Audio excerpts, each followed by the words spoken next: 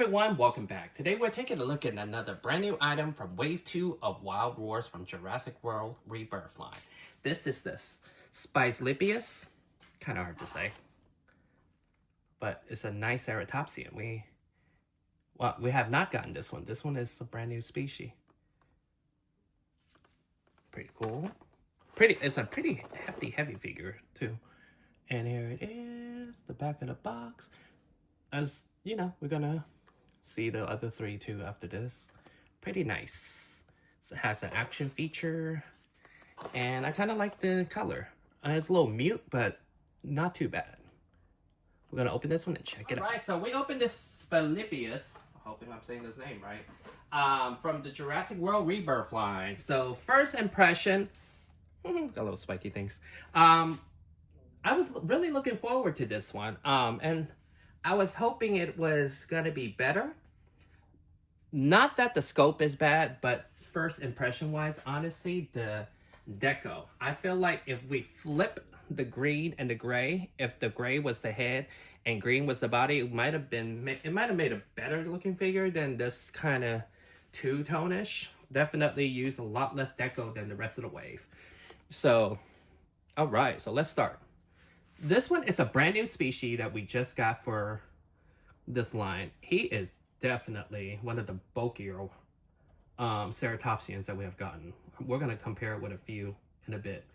So let's start. So it's it has this forest green all over his head with some yellow detailing here. All the way over there. You see? Yep. And then actually, honestly, the eyes could be painted much better. It would have made the figure pop a little more. And the whole head is green. Although the horns are painted, so it's better than Ceratops, where the horns wasn't all painted correctly. It does have an open mouth, not painted tongue. And this, like the rest of the Wild Roars this year, have no type of neck articulation because the action feature is tied to it. So let's look at the top of this figure. So it does have the same type of pattern on both sides. Well, no, this one is a little sharper than this side. Yeah, a little different. And that's the only color you got on most of the dinosaur. And the rest of it is just gray, kind of rhino looking, which is fine. Because when I think ceratopsian, I'm not thinking blooming with flowers and colors. So the back of it then has these cute little quills in the back. Kind of cool. It's not the first ceratopsian to get it, but it's definitely the most... It might be the first bigger ceratopsian. I think the smaller ones that we have gotten has some with quills and stuff on it, but this is the first big one that we have gotten. So pretty cool. And these are soft plastic, nicely colored. And then the back of it, and there's a little patch of green here. And it has a very nice face. It has horns up here. It'd be nice if it was painted. I think it'll really make it pop more. So it does have a lot of horns.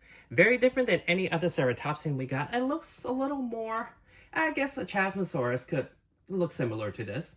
But this one is definitely different than all the other ones we have gotten. And look how bulky he is. So now we're going to use... Oh, so it does have articulated legs. Like all of the Wild Roars.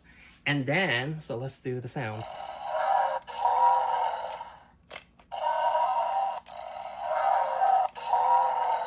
Pretty cool. It's a fun figure. I want to say it's definitely fun. So let's compare it with the other ceratopsian we got so you can kind of see the size of this guy. So I am back with more ceratopsians than I can carry. So let's start off with the Nasutoceratops that is from Wave 1. You can see how much bulkier this guy is compared to Nasuto. So from the top, you can already see the bottom half of the figure here where the spikes are, or little quills are. Look how much thicker it is compared to Nasuto. And you can see from the stomach.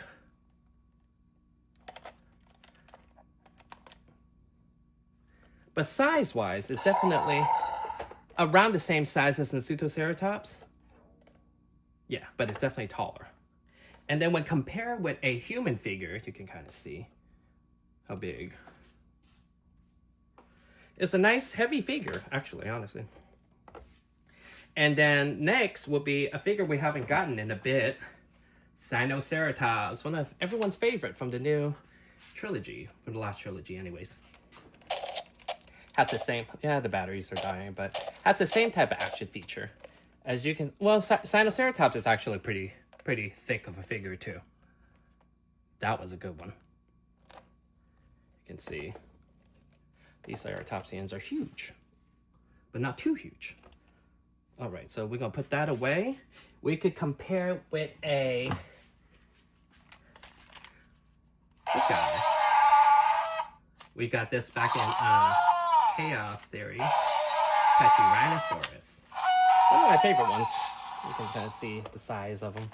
Compare. Look how much thicker it is to Pachyrhinosaurus. There's that. And last but not least, I have the OG Triceratops. This was undersized though, so this is, yeah, I really like this color. So this one compared to, no, you can kind of see where we started with ceratopsians. So Mattel definitely gotten bigger ceratopsians into the line. Really nice. I would applaud that, you know, Mattel always add more species from the same type of family. We're not always getting repaints of Triceratops. We're getting Nasutoceratops, Sinoceratops, Pachyrhinosaurus, and Triceratops. And even different versions of Triceratops. We got this guy, remember? Pretty fun. And let me make sure we got the code. So yeah, this was great. I would actually really invite you to pick this one up. I love new species. Every time we get new species in the line, who knows, they might repaint this one a little better next time, but so far this one's not a bad figure. It's just I wish the head had more paint. But yeah, let me put it back. All right, so thank you guys for watching, and I'll see you guys next time.